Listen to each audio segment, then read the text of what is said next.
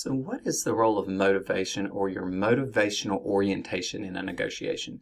Well, in a separate video, in an earlier video, we talked about what is strategy, and it incorporates somebody's orientation, that is their disposition towards whatever the matter is that you're negotiating, right?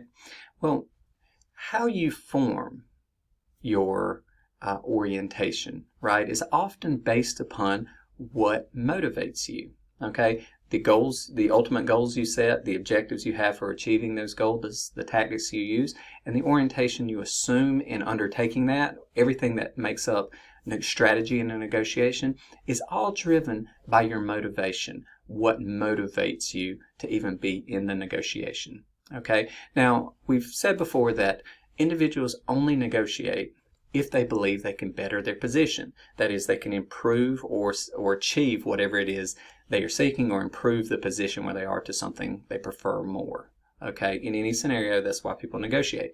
Now, generally people's motivation in that way, right, is driven by interests. Okay, so first would be interest based, right?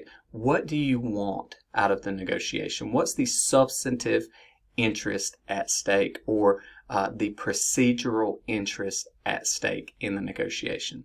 Okay, so in that way, are you looking to be, more individualistic, right, towards that orientation, or are you trying to be more cooperative or accommodating to the other person, that type of thing? So the sliding scale of what you are looking for in the negotiation, right, interest based.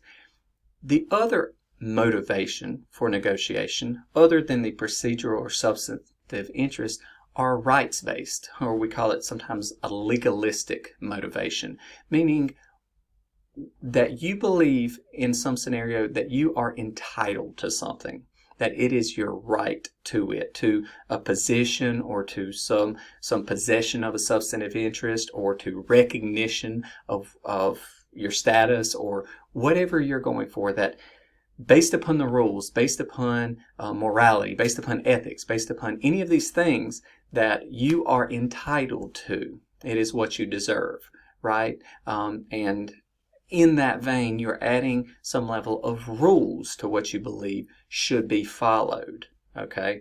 So with that being said, a motivational orientation is to follow the rules, that is, and in accordance with those rules, those establish your rights, or it's a rights-based motivation in the negotiation. Okay, and then third, power-based negotiation, and that can either be the intention to exert your power on someone else, to improve your position of power, or to diminish the power of someone else. Oftentimes you see it as and when someone who's being very competitive, right, they're trying to demonstrate their power, they're trying to exert that upon you, so they're trying to win, right? They're trying to compete with you, they're trying to beat you, right, or trying to get you off of an impasse to make you succumb to what they are looking for. So in any of these scenarios, whether you're negotiating, you're motivated to negotiate because of the interest at stake,